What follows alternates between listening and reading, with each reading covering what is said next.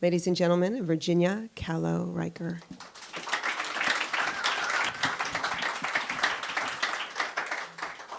So by my accent, I'm sure you can tell that I'm New York City born and raised.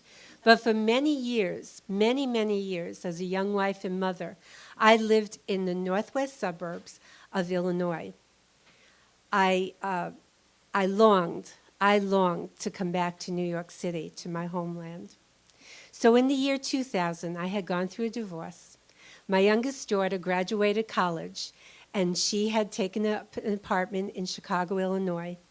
And my oldest daughter joined Ringling Brothers, Barnum and Bailey Circus. And that, my friends, is a story in itself.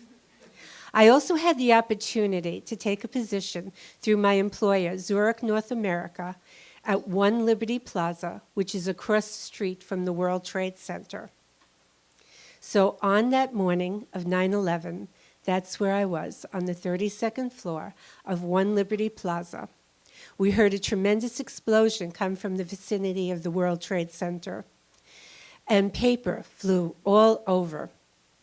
Someone in my office said, "Where is the fire escape?"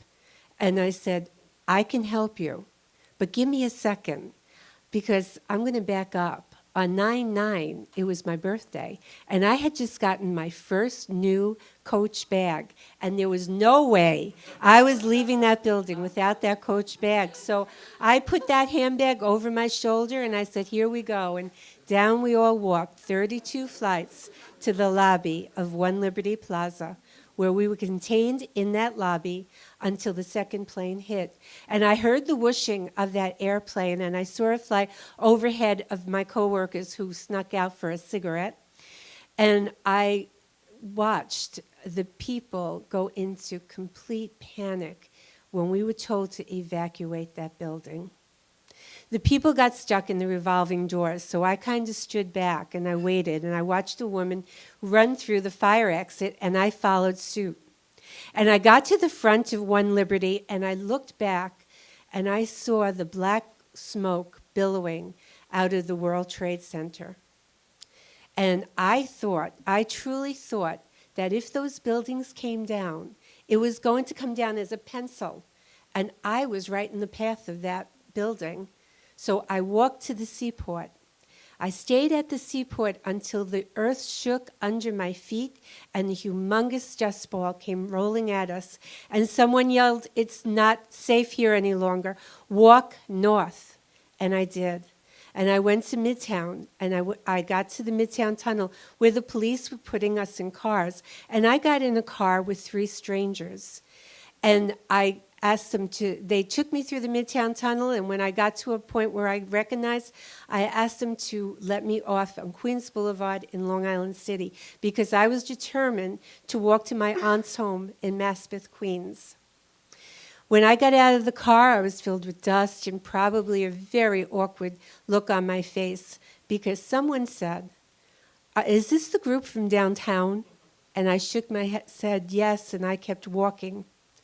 I walked a little bit further, and I heard the jets overhead, and I was panicked. And someone looked at me and said, "It's okay, they're ours."